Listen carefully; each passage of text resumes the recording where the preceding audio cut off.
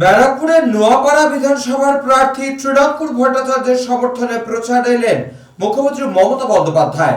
Helicopter নামলো স্বাস্থ্য কেন্দ্রের মাঠে, আর সেই চিত্রই তুলে ধরবো আপনাদের সামনে।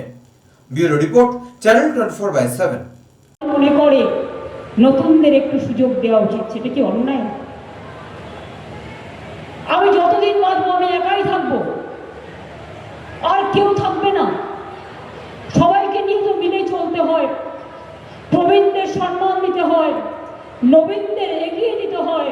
আরে আমরা একদিন চলে যাব, নবীনদের যদি আমি তৈরি করে না দিই তাহলে আগামী প্রজন্ম চলবে কি করে?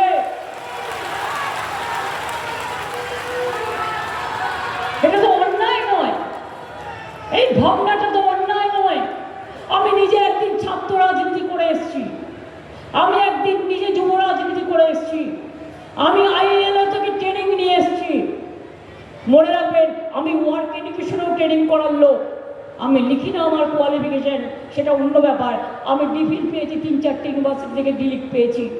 আমি লিখি না এগুলো, তার কারণ ওরা আমাকে অনারারিয়াম দিয়েছে, ক্যালকাটা ইউনিভার্সিটি দিয়েছে, সেন্ট জেভিয়ার্স দিয়েছে, ওকামা ইউনিভার্সিটি দিয়েছে। আমি লিখি না, তার কারণ আমার প্রয়োজন নেই। আমি মানুষের লোক, এটাই আমার পরিচয়। এর থেকে বড় বেশি পরিচয় আর কোনো সম্মান আমি চাই না।